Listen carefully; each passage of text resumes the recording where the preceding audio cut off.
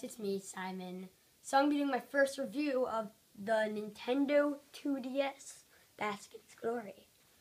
So the Nintendo 2DS is the newest handheld console from Nintendo.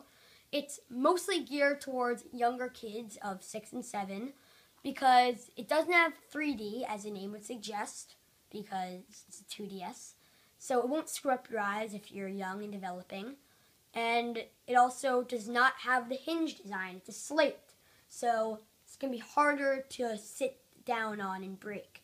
However, the screens will need to be protected as they are exposed, so I recommend getting one of these $15 bags. Now, this is also a very good entry-level system, as it is $120, which is $40 less than the 3DS, and about $70 less than the 3DS XL.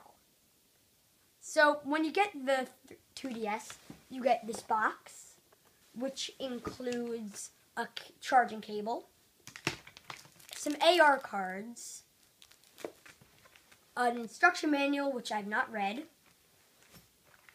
the console, obviously, and a pack-in game called Face Raiders, which is a basic augmented reality minigame. Don't recommend playing it for a long time as it's very dull and gets boring very quickly. So let's start with hardware. I can already see the biggest concern of how it is a slate. And a lot of people have been complaining, how am I going to fit this in my pocket? The answer is you don't. You never put these things in your pockets. Any Vita owner or 3DS XL owner will tell you, they don't fit. It's humongous. Don't push it on this guy. It has feelings. But hardware-wise, it feels a bit more plasticky than the very glossy 3DS. The buttons are very well spaced out. They're on either side of the screen, which I think is a very good feature. However, the buttons feel much more spongy, with the exception of the circle pad. The two biggest offenders are the D-pad and the shoulder buttons, as they're very spongy. And listen to this. Yeah, you hear that? That shouldn't happen. This thing is super cheap. But you get what you pay for. This has mono sound, so it only has one speaker. But the true audiophile in you can always plug in some headphones to the headphone jack and enjoy your stereo sound goodness.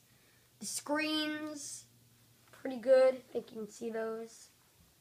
They're very nice and bright. They're not 3D though, which I find is kind of a motion sickness gimmick, but to each his own. And the worst thing about it is the camera. The camera is grainy, dull, and dark. I would not recommend taking pictures with it. Now, onward to the UI. So when you're using the UI, it's a very nice, clean system. It has nice, charming music in the background. You can use it with your stylus or your things. Every little thing has its own opening music. So you have your games. You have some fairly awesome apps here. You have the camera. Stay away from that weird 3DS sound thing. Meme Maker and Street Pass. eShop, AR, Face Raiders. Get away, Face Raiders. Activity log. Zone viewer. Download play. Your fairly standard stuff, and you have a web browser and PictoChat. Very simple. I think your grandmother could actually operate this, because it is just clean. It's what Nintendo does. They make very clean operating systems. It's very reminiscent of the previous DS's and the Wii U. And then the most important selling aspect of any console, including this, is games. Now, this plays every 3DS and DS game in 2D. So you have a huge amount of games right there. And the 3DS has tons of games. If anyone who owns one will agree with this. So this is good because you can play all those great games at a cheaper cost. But it's not as good because you don't have the same gimmicks, which some people like ghosts flying out at you in Luigi's Mansion. So really, to each his own. If you really like that, then don't buy this. So final verdict. It's good. I like it. I would highly recommend it to anyone looking for a budget system or for parents trying to get their kid a handheld console. It's definitely going to be a permanent part of my gaming collection. So, I highly recommend it. So Simon out. Subscribe.